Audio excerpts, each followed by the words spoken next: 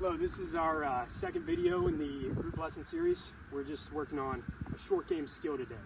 So I'm going to demonstrate how we do a short game skill. We're working on a bump and run shot and how we can use that on the course, how it can help us improve our scores and be beneficial for our game. So I got an approach wedge here. So a bump and run shot is where we want the ball to kind of just start out low and run, skip along and kind of roll towards the hole. We're not hitting it very high. It's usually for like a shot like this where it's just flat and we have a lot of green to work with because we don't want to, kind of short arm the swing and then it just kind of rolls out, 2 or 3 feet and we got a 30-footer left. So the bump and run helps the ball roll out more when we have a lot of green to work with like this. So when I'm doing this, I just want to keep my hands forward, keep that thing rolling as long as possible.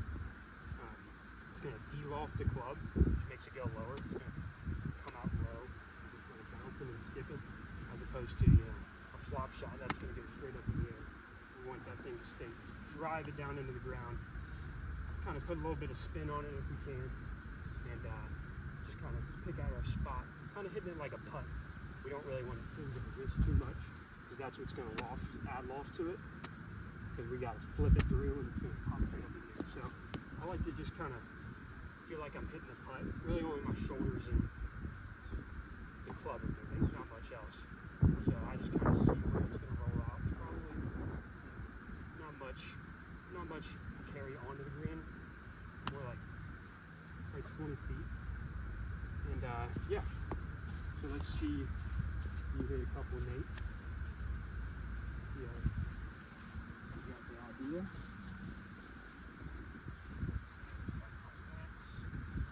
When you're setting up to the shot, what's the first thing you want to look for?